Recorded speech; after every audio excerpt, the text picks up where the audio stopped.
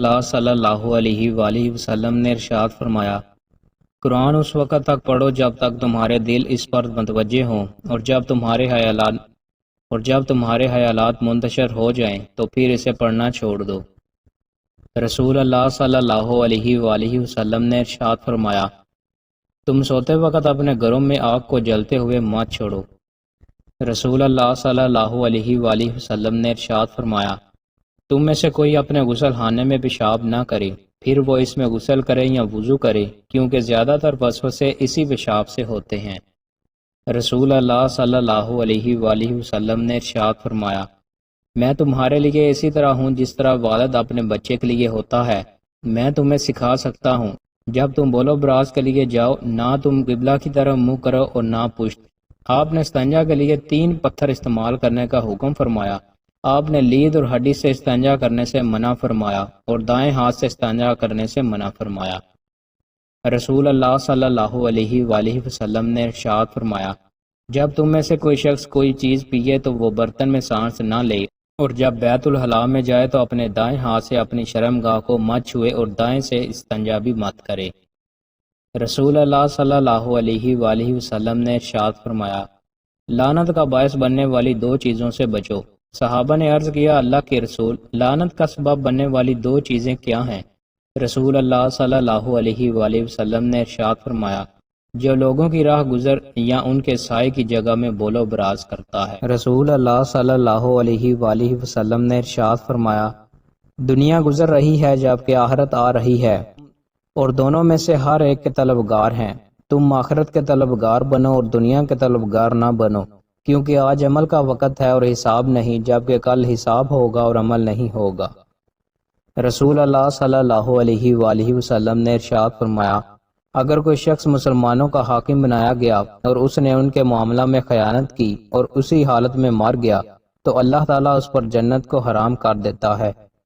رسول اللہ صلی اللہ علیہ وآلہ وسلم نے ارشاد فرمایا، اللہ تعالیٰ جس کے ساتھ خیر و بلائی کرنا چاہتا ہے اسے بیماری کی تکلیف اور دیگر مصیبتوں میں مبتلا کر دیتا ہے۔ رسول اللہ صلی اللہ علیہ وآلہ وسلم نے ارشاد فرمایا، لوگ جمعے چھوڑنے سے باز آ جائیں، ورنہ اللہ تعالیٰ ان کے دلوں پر مہر لگا دے گا اور وہ یقینی طور پر غافلین میں سے ہو جائیں گے۔ رسول اللہ صلی اللہ علیہ وآلہ وسلم نے ارشاد فرمایا، اللہ تعالیٰ کو سب سے زیادہ محبوب کلمہ سبحان اللہ و بحمدہ ہے۔ رسول اللہ صلی اللہ علیہ وآلہ وسلم نے ارشاد فرمایا، جو شخص دن میں 100 مرتبہ سبحان اللہ و بحمدہ پڑھتا ہے تو اس کے گناہ خواہ سمندر کی جاگ جتنے ہوں معاف کر دیے جاتے ہیں۔ رسول اللہ صلی اللہ علیہ وآلہ وسلم نے ارشاد فرمایا، اس آدمی کی کوئی نماز نہیں جس کا وضو نہیں، اور اس آدمی کا کوئی وضو نہیں جو وضو پر بسم اللہ ہی نہیں پڑھے گا۔ رسول اللہ صلی اللہ علیہ وآلہ وسلم نے ارشاد فرمایا، جو آدمی اس حال میں مرے کہ وہ اللہ تعالیٰ کے ساتھ کسی کو شریک نہ ٹھہراتا ہو تو وہ جنت میں داخل ہوگا۔ رسول اللہ صلی اللہ علیہ وآلہ وسلم نے ارشاد فرمایا، جس کو اپنی نیکیاں اچھی لگیں اور گناہ برے لگیں وہ مومن ہے۔ رسول اللہ صلی اللہ علیہ وآلہ وسلم نے ارشاد فرمایا، سب سے بہتر ذکر لا الہ الا اللہ ہے اور بہترین دعا الحمدللہ ہی ہے۔ رسول اللہ صلی اللہ علیہ وآلہ وسلم نے ارشاد فرمایا، جسے ولیمہ کی دعوت دی گئی اور اس نے قبول نہیں کیا تو اس نے اللہ اور اس کے رسول کی نافرمانی کی، اور جو بغیر دعوت کے گیا تو وہ چور بن کر داخل ہوا اور لوٹ مار کر نکلا۔ رسول اللہ صلی اللہ علیہ وآلہ وسلم نے ارشاد فرمایا، لوگ جمعہ چھوڑنے سے باز آ جائیں، وگرنہ اللہ تعالیٰ ان کے دلوں پر مہر لگا دے گا اور ان کو غافل بنا دے گا۔ رسول اللہ صلی اللہ علیہ وآلہ وسلم نے ارشاد فرمایا، اللہ تعالیٰ کے 99 نام ہیں، یعنی ایک کم 100۔ جو شخص ان سب کو محفوظ رکھے گا وہ جنت میں داخل ہوگا۔ رسول اللہ صلی اللہ علیہ وآلہ وسلم نے ارشاد فرمایا، اعمال یا عمل میں سب سے افضل عمل نماز اپنے وقت پر پڑھنا اور والدین کے ساتھ نیکی کرنا ہے۔ رسول اللہ صلی اللہ علیہ وآلہ وسلم نے ارشاد فرمایا، توبہ کرنے والا اس انسان کی طرح ہے جس نے کوئی گناہ نہ کیا ہو، اور توبہ کرنے والا اللہ کا دوست ہے۔ رسول اللہ صلی اللہ علیہ وآلہ وسلم نے ارشاد فرمایا، مجھے 5 ایسی چیزیں عطا ہوئیں جو مجھ سے پہلے کسی پیغمبر کو نہیں ملی۔ ان میں سے ایک یہ ہے کہ ساری زمین میرے لیے مسجد بنائی گئی۔ میری امت کے جس شخص کے لیے جہاں بھی نماز کا وقت ہو جائے وہ وہیں نماز پڑھ لے۔ رسول اللہ صلی اللہ علیہ وآلہ وسلم نے ارشاد فرمایا، اپنی ضروریات کو پورا کرنے کے لیے رازداری کے ساتھ کام لیا کرو، کیونکہ ہر نعمت والے سے حسد کیا جاتا ہے۔ رسول اللہ صلی اللہ علیہ وآلہ وسلم نے ارشاد فرمایا، بے شک مومن اپنے حسن حل کی وجہ سے روزے دار اور تہجد گزار شخص کا درجہ پا لیتا ہے۔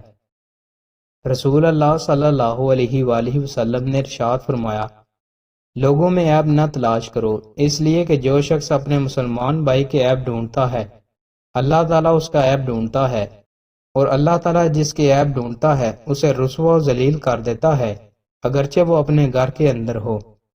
رسول اللہ صلی اللہ علیہ وآلہ وسلم نے ارشاد فرمایا، جس نے نماز کے لیے وضو کیا اور وضو کی تکمیل کی، پھر فرض نماز کے لیے چل کر گیا اور لوگوں کے ساتھ یا جماعت کے ساتھ نماز ادا کی یا مسجد میں نماز پڑھی، اللہ اس کے گناہ معاف کر دے گا۔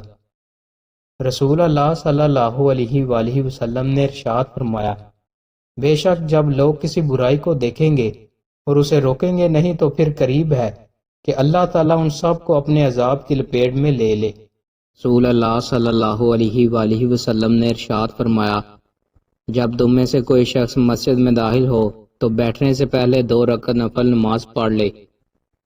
رسول اللہ صلی اللہ علیہ وآلہ وسلم نے ارشاد فرمایا، معراج کی رات میری ملاقات ابراہیم خلیل اللہ علیہ السلام سے ہوئی تو انہوں نے فرمایا، اے اللہ تعالیٰ کے حبیب صلی اللہ علیہ وآلہ وسلم اپنی امت کو میرا سلام پہنچائیں اور انہیں میرا ایک پیغام دیں کہ جنت کی مٹی بڑی زرخیز ہے اور جنت کا پانی بہت میٹھا ہے اور وہ صاف میدان ہے، لہٰذا جنت میں زیادہ سے زیادہ باغ لگاؤ اور جنت میں باغ لگانے کے لیے پڑھو، سبحان اللہ والحمد للہ ولا الہ الا اللہ واللہ اکبر۔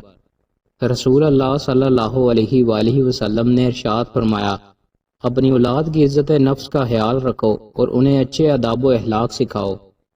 رسول اللہ صلی اللہ علیہ وآلہ وسلم نے ارشاد فرمایا، اپنے آپ، اپنی اولاد اور اپنے مال کے خلاف بد دعا نہ کرو، کہیں ایسا نہ ہو کہ قبولیت کی گھڑی ہو اور تمہاری بد دعا تمہارے ہی خلاف قبول ہو جائے۔ رسول اللہ صلی اللہ علیہ وآلہ وسلم نے ارشاد فرمایا، میرے کچھ ساتھی خود پر میرے سامنے لائے جائیں گے اور میں انہیں پہچان لوں گا، لیکن پھر وہ میرے سامنے سے ہٹا دیے جائیں گے۔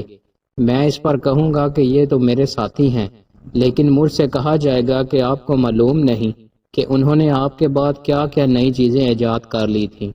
رسول اللہ صلی اللہ علیہ وآلہ وسلم نے ارشاد فرمایا، شیطان اس گھر سے بھاگتا ہے جس میں سورہ بقرہ پڑھی جاتی ہے۔ بسم اللہ الرحمن الرحیم۔ رسول اللہ صلی اللہ علیہ وآلہ وسلم نے ارشاد فرمایا، مہاجر فقراء روز قیامت مالداروں سے 40 سال پہلے جنت میں داخل ہوں گے۔ رسول اللہ صلی اللہ علیہ وآلہ وسلم نے ارشاد فرمایا، تم لوگ حسد سے بچو، اس لیے کہ حسد نیکیوں کو ایسے کھا لیتا ہے جیسے آگ ایندھن کو کھا لیتی ہے۔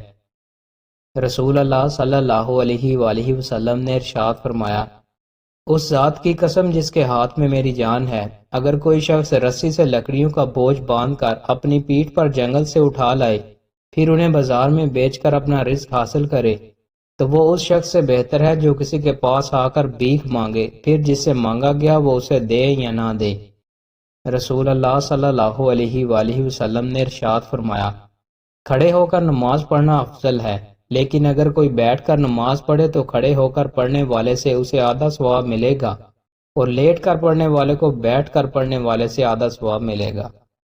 رسول اللہ صلی اللہ علیہ وآلہ وسلم نے ارشاد فرمایا، اپنے بچوں کو جب وہ 7 سال کے ہو جائیں تو نماز کا حکم دو، اور جب 10 سال کے ہو جائیں اور نہ پڑھیں تو انہیں اس پر مارو اور ان کے بستر جدا جدا کر دو۔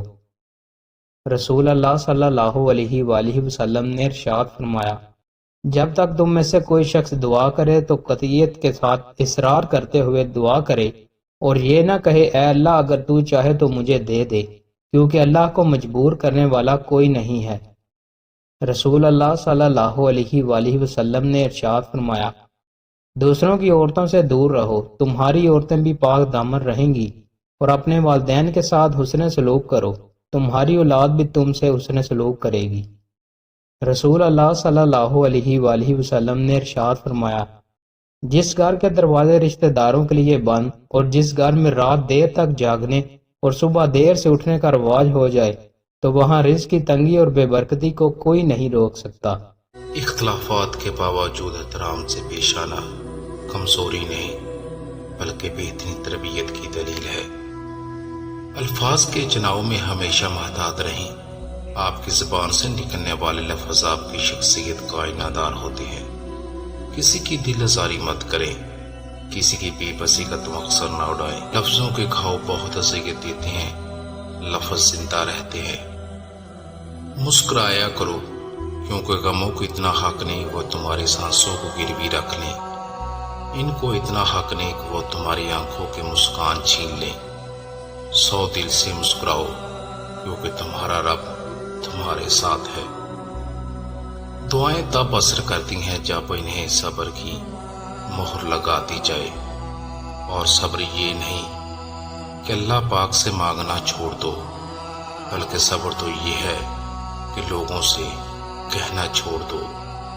اور جب تمہارا صبر تھکنے لگے تو پھر خود کو یاد دلانا کہ ان اللہ مع صابرین اور ساتھ سجدے میں گرا دیں، بس پھر یہی سے دوبارہ صبر کرنے کی ہمت اور قوت ملنا شروع ہو جائے گی۔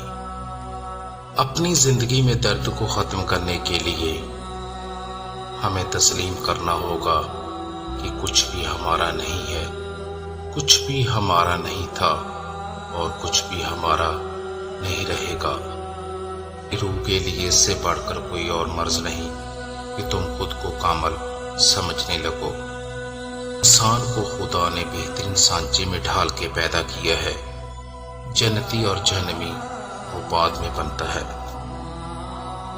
میں نے بہت سے انسان دیکھے ہیں جن کے بدن پر لباس نہیں ہوتا، اور بہت سے لباس دیکھے ہیں جن کے اندر انسان نہیں ہوتا۔ جب دنیا آپ کو گھٹنوں پر دھکیل دیتی ہے تو آپ نماز کے لیے بہترین مقام پہ ہوتے ہیں۔ غمگین نہ ہو، جو بھی کھوتا ہے اسے کسی نہ کسی اور نعمت کی صورت میں واپس پا لیتا ہے۔ ماں باپ کے ساتھ آپ کا سلوک ایسی کہانی ہے جو لکھتے آپ ہیں لیکن آپ کی اولاد آپ کو پڑھ کر سناتی ہے۔ تمہاری اصل ہستی تمہاری سوچ ہے، باقی تو صرف ہڈیاں